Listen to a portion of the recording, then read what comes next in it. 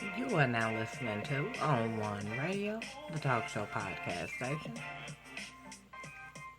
bringing you Sister Talk.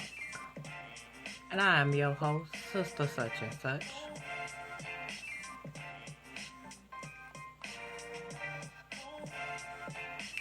Welcome to all the new listeners and all of the On Ones Day Ones. All information and resources are based on the opinions of the host unless otherwise noted. All information is intended to motivate, encourage, and inspire positive change and a healthier lifestyle.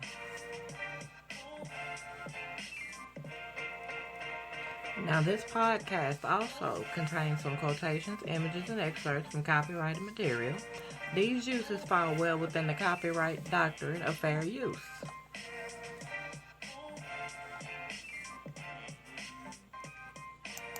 Well, how y'all doing? I hope y'all having a good Friday. This is Sister Such and Such, and well, this is a live show. So if you want to call in up here today, if you want to call in and talk to old Sister Such and Such, then by all means do so. The number is 318-315-3971. Again, that number is 318-315-3971. If you're out of the country, please dial the 1 in front of the 318. And just so you know that this call may be monitored and or recorded for record keeping, training, security, and quality assurance purposes, and your continued participation serves as express consent to do so. All right, now, we got a lot going on tonight, and so we're going to jump right on into it. Now, like I said, we got a lot going on. We got ex-Kentucky Governor Matt Bevin, a 17-year-old plane thief, and a dirty deputy. I told y'all we had a lot going on. So we're going to get right on into this, all right?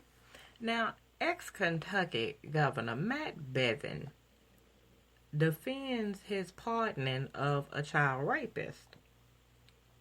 Yes, I know you're trying to figure out what the hell, because that's the same thing I was trying to figure out. What the hell?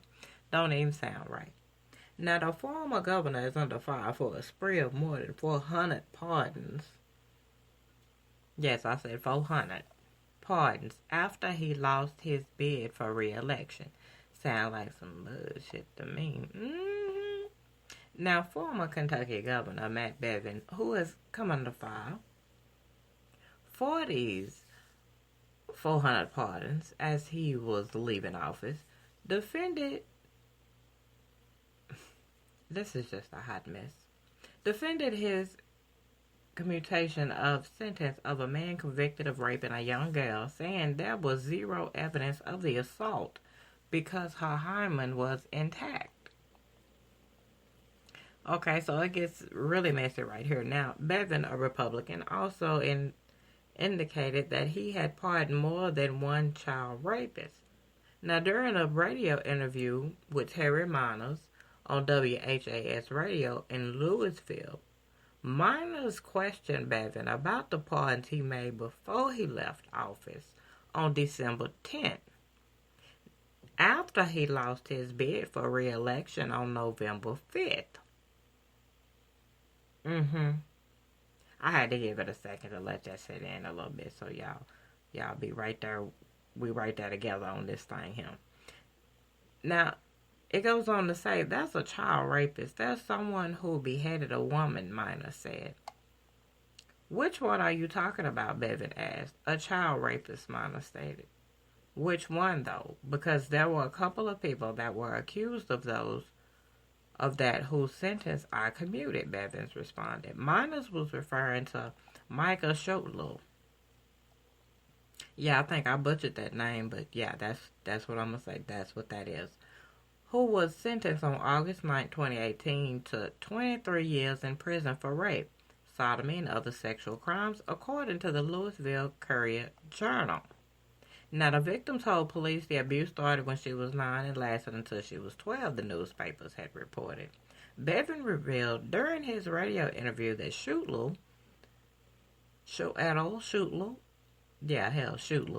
had been accused of repeatedly assaulting both the girl and her sister, who was allegedly in the room when the assaults occurred. Now the sister denied all of it, Bevin said. These girls both were examined medically. They were examined physically. There was zero evidence. Zero. Both their hymens were intact, Bevin said in defense of allowing Shuttle to walk free.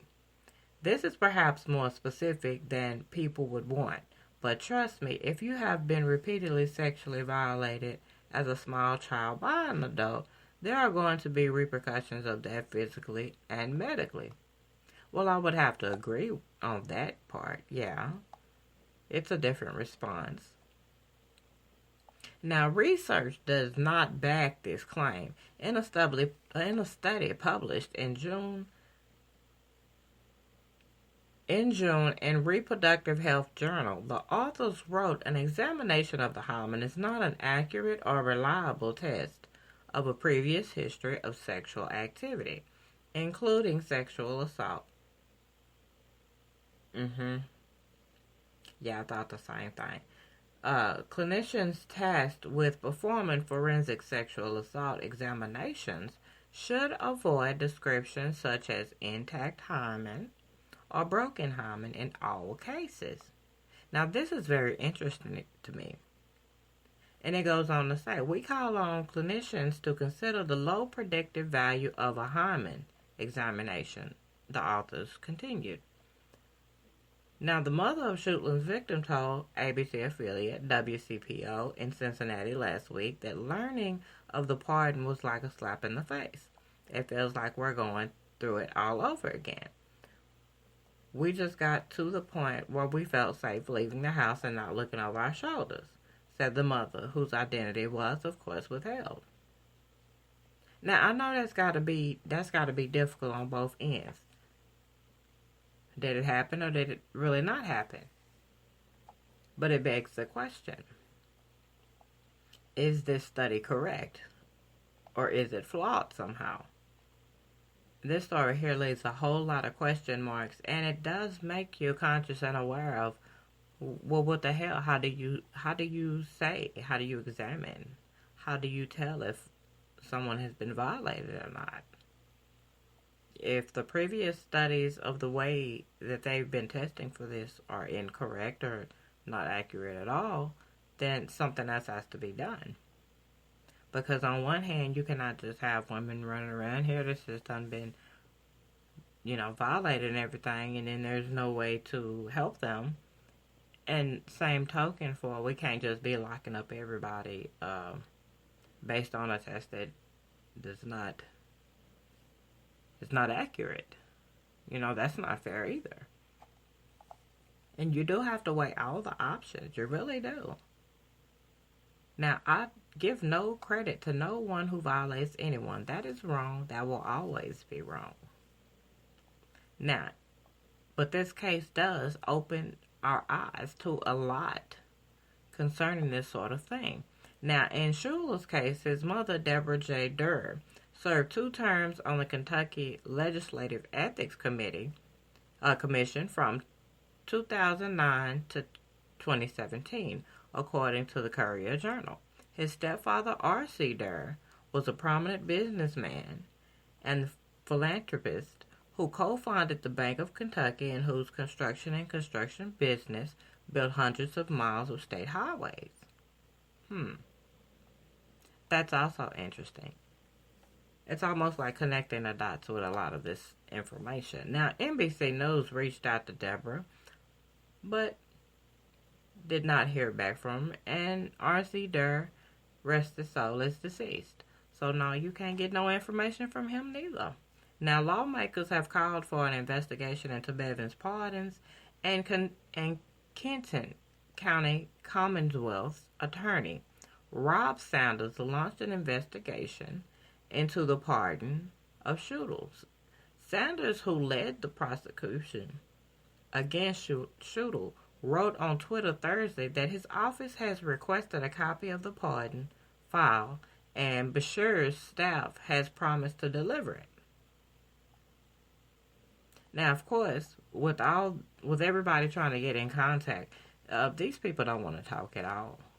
I'm pretty sure nobody probably wants to talk about this. So, I mean, but it just goes to show how things is going a little crazy now. Everything is a little wacky. Hmm. Everything and everybody is a little wacky right now. So you just really gotta be careful now. Moving along to this plane thief. Now,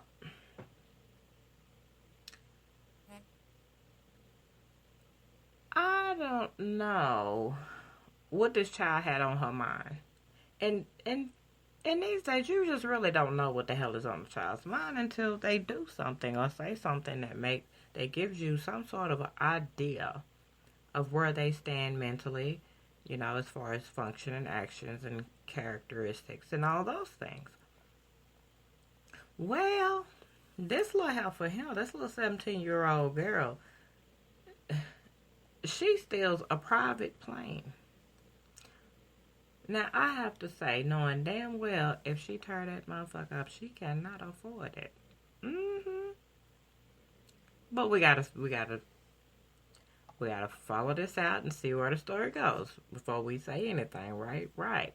Okay, so the girl is alleged to have breached a fence at Fresno Yosemite International Airport in California to sneak on a propeller plane. Now, she was arrested Wednesday and accused of stealing a plane and crashing it at Fresno Yosemite International Airport in California. Now, this is what the authorities said.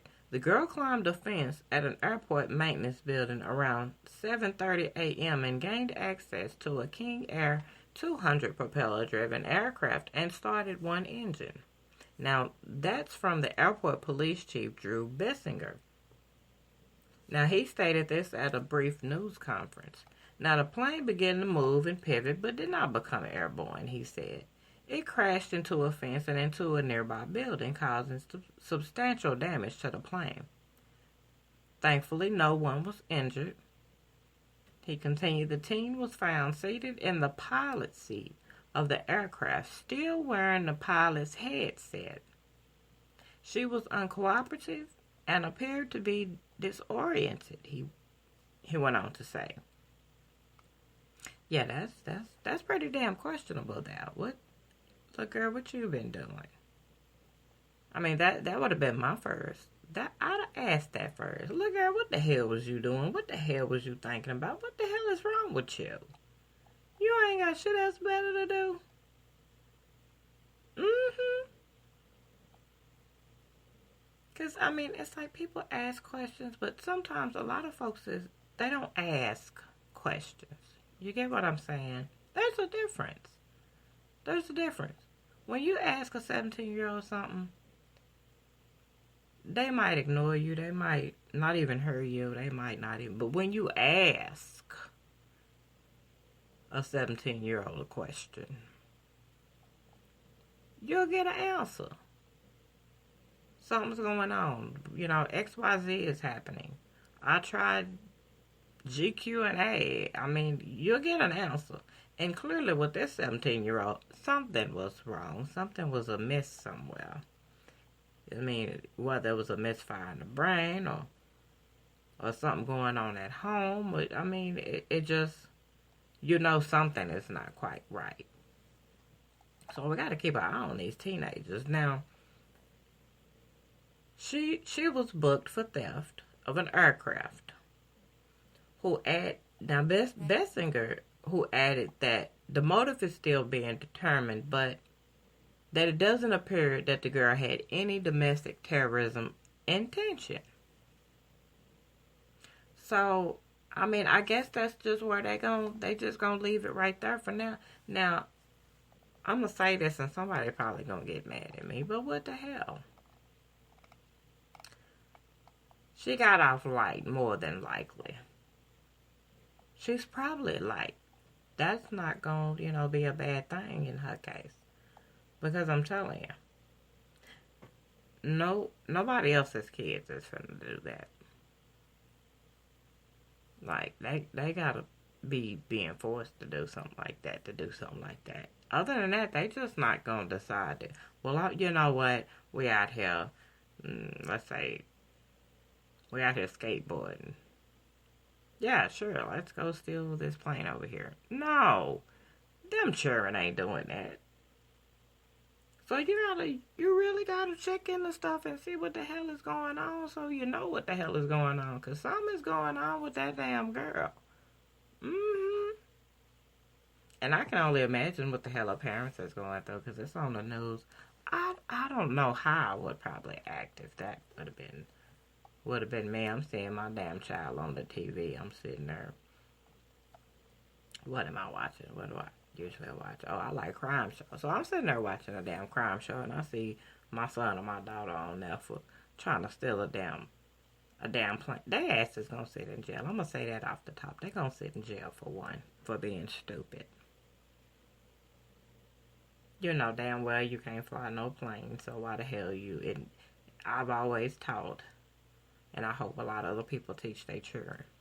If it ain't yours, don't touch it.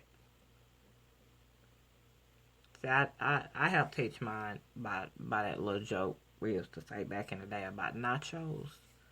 You know, 'cause children love nachos. So you go, that's if it's not yours, leave that shit alone. Don't touch it. If you ain't got the money to pay for it, if you break it, don't touch it. If you ain't finna buy it, don't touch it. And then that 17-year-old wouldn't be up there stealing no private plane. I mean, if I'm wrong, y'all tell me if I'm wrong. If I'm wrong, I'll admit I'm wrong. But I know damn well I is not wrong. I ain't wrong. 'Cause ain't nobody kids doing that shit, and y'all over there laughing. I know you is. Y'all probably sitting there thinking about how the hell y'all would react. I know. 'Cause it just ran across my damn mind. See much now. You finna embarrass me like that?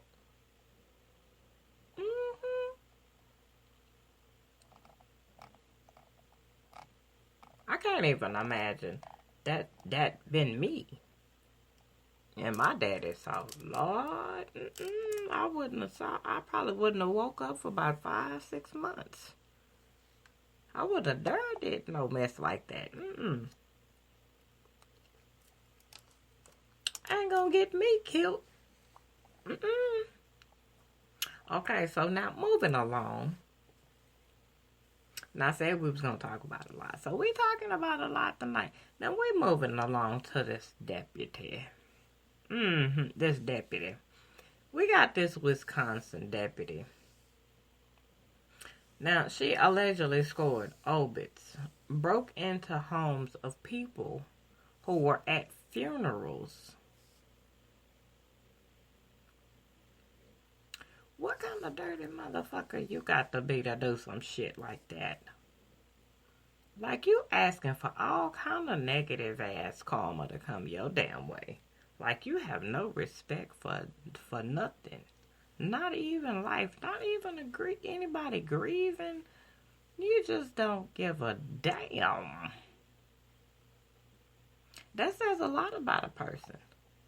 Now, this deputy is accused of stealing a checkbook from a home while an 82-year-old man and his family were at his girlfriend's funeral. That is some dirty shit right there. It's dirty. Now, a Wisconsin deputy is accused of breaking into and burglarizing homes of people whom she knew would be at funeral services after she scored local obituaries. This heifer sitting around looking through the newspaper at the obituaries while she eating donuts, sitting there plotting and planning on her next victims. On city dime, no less. Now, Jefferson County Deputy Sheriff Janelle Jarrick allegedly carried out her scheme from February 2018 through June 2019, according to a criminal complaint filed Tuesday by the Wisconsin Department of Justice. Now, in most cases, this occurred while the homeowners were attending the funeral of a family member. In such instances, the deceased person's online obituary listed the homeowners as surviving relatives, along with the date and time of funeral services, the complaint said. Now, Jarek, who was 29 years old, you 29 years old, girl, what the hell wrong with you? Who was fired from the sheriff's department in July, is accused of stealing a checkbook from a home while an 82-year-old man and his family was at his girlfriend's funeral. If Jarek was caught, she would usually make up a story about trying to find an address to complete a Facebook marketplace transaction. Now, why you got to throw Facebook market in there? Oh, yeah, they got a picture up here of her, too. Yeah, she looked like she could probably tell a quick lie and get away with it. Mm-hmm. A lot of folks would probably consider her pretty. So, yeah, she probably get away with it. Now, once, when a fellow deputy asked her what she was doing at a recently deceased man's house during his funeral, she stated she was there to buy a baby swing from Facebook Marketplace, but had gotten the address mixed up.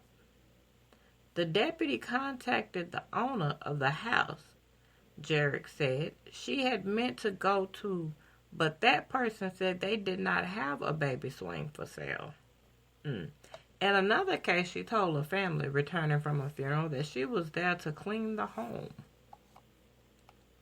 Her fellow deputies also began recognizing Jarek, her car, and a dog from victims' surveillance footage, the criminal complaint said.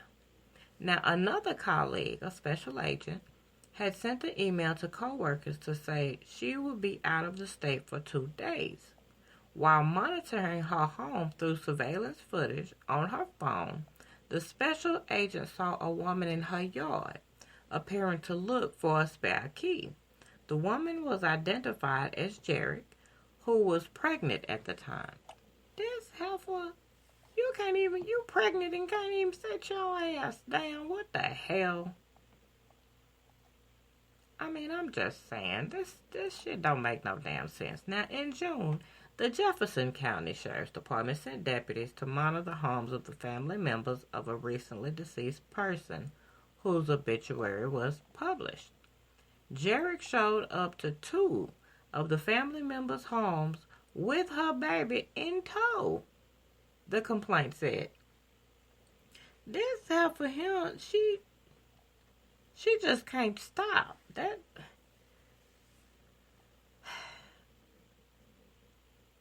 This woman here got issues. She got issues. She really do. Now she showed up with her baby in tow. She entered one, leaving her infant in the car. You the popo, you can't be doing that.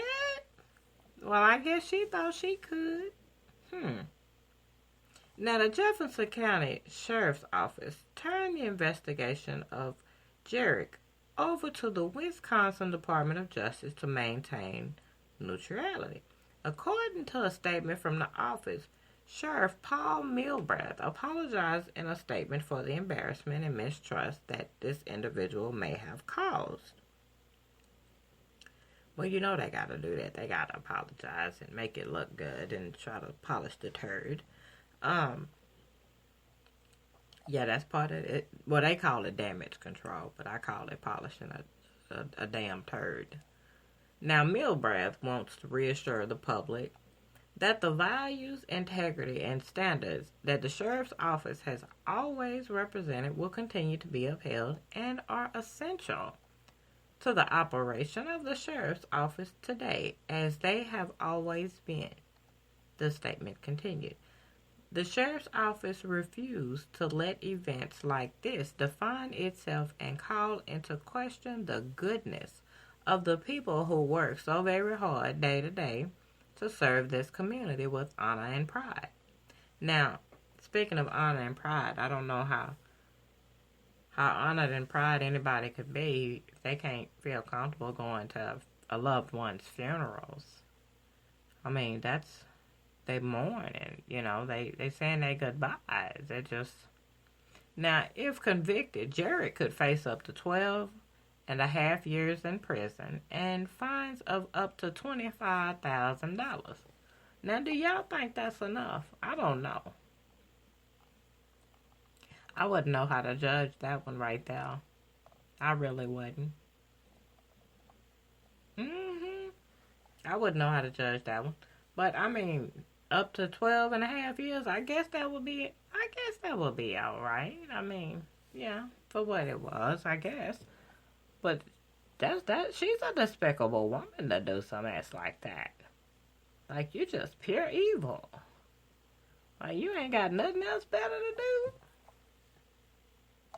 And you got your baby with you. She was hooding that out for real. And she wasn't even black. They need to do a mental eval on her because she got some issues. Now, moving along. Now, in the spirit of the holidays, I would like to do this next story. I didn't tell y'all I was gonna do it, but I'm gonna do it anyway. Seeing as that we're in the holiday season, we tend to forget about the less fortunate, focusing on our own heart's desires as well as those closest to us. And easily we forget that it could be worse for us also. So let's keep in mind that we should remain humble, giving, and cherish life and the simple things in it. Especially seeing as the most things we do every day are taken for granted, while others wish, hope, and or pray for the privilege. Now this next story is a clear reminder to let's be humble, giving, and caring all year long. Because it could always be worse. Be happy about the simple shit. The simple shit come first. Now, this story here is about this little boy. Now, this little boy, he shows a lot of heart. And he has a lot of love. And it's very innocent. He wrote a letter. And this little letter, it's got a lot of attention. As it should. Because we're going to call this little boy named Blake. We're going to say Blake, okay? Now, the mother of a 7-year-old boy in a domestic violence shelter found this letter to Santa in his backpack a few weeks ago. All right. Now, that in itself, to a certain degree, is probably heartbreaking. Because you can only imagine what it is that your child is about to ask for in the situation that y'all are in. Now, the heartbreaking letter was written by a 7-year-old living with his mother in an emergency shelter in Texas. The boy's mother says she found it in his backpack a few weeks ago. And this is according to the Safe Haven of Tarrant County, the nonprofit organization that runs the shelter. The mission of the group, which has a shelter in Fort Worth and another in Arlington, is to end domestic violence through social change. The group said its primarily provides services to more children than adults. Now, the nonprofit uploaded a photo of the letter on its Facebook page Wednesday. It has since been shared more than 1,000 times.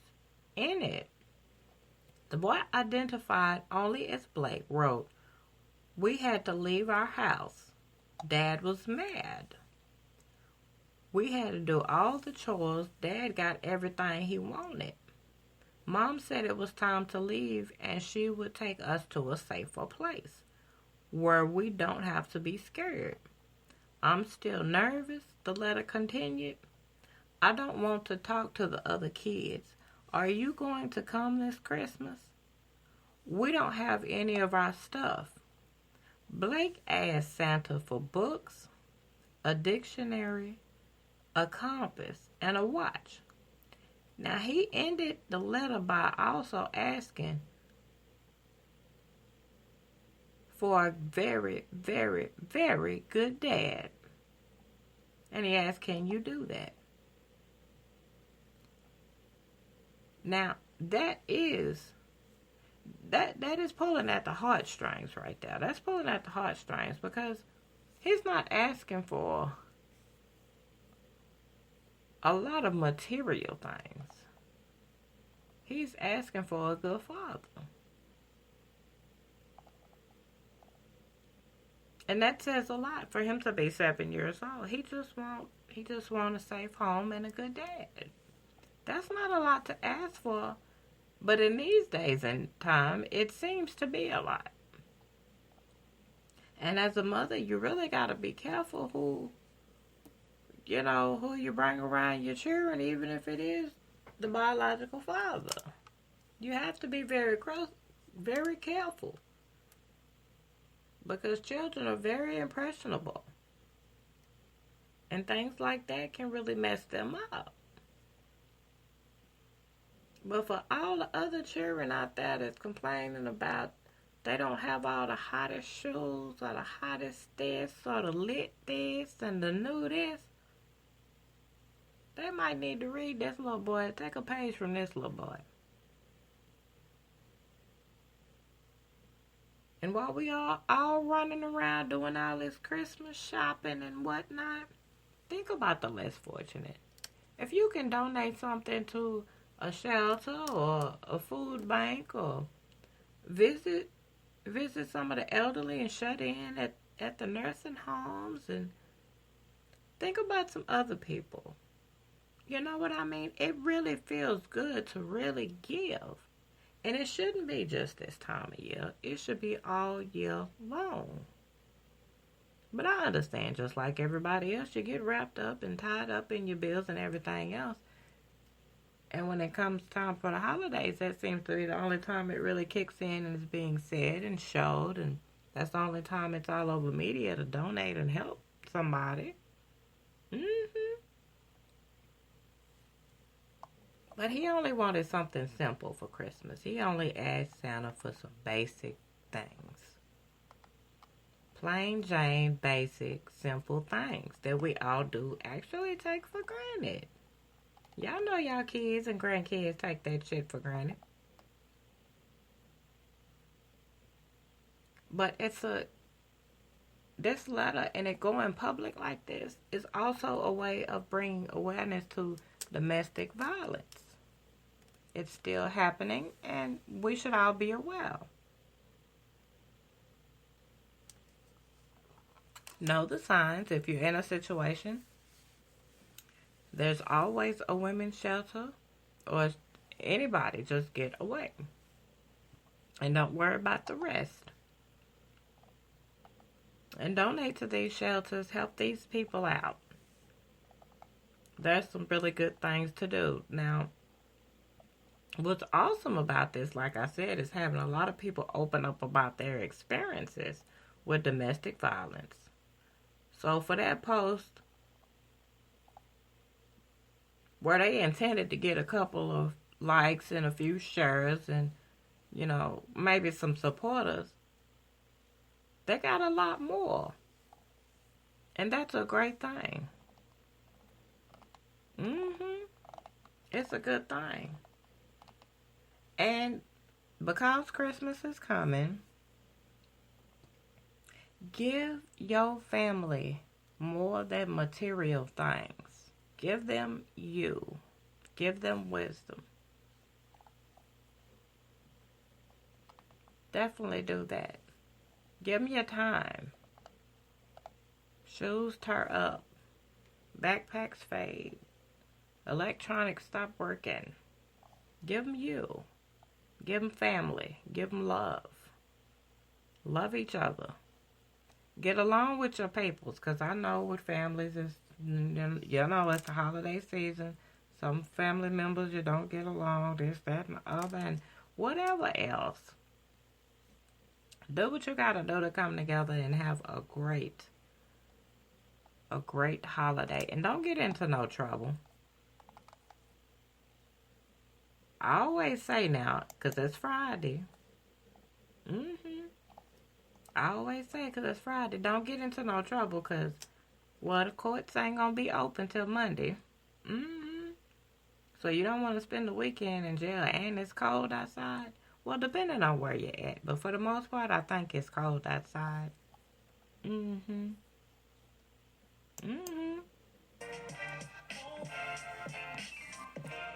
You have been listening to On One Radio, the talk show podcast station, bringing you Sister Talk with Sister Such and Such. Thank you so much for taking the time to listen to my talk show podcast. I wish you the best, and don't allow anybody to, fuck up your night. Enjoy your night. And remember, if it walk like a duck, quack like a duck, and look like a duck, it's a fucking duck.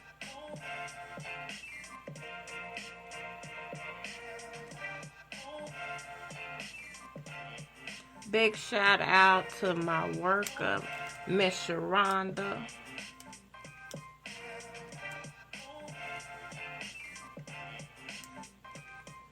Shout out to everybody that be listening and sending me messages and whatnot.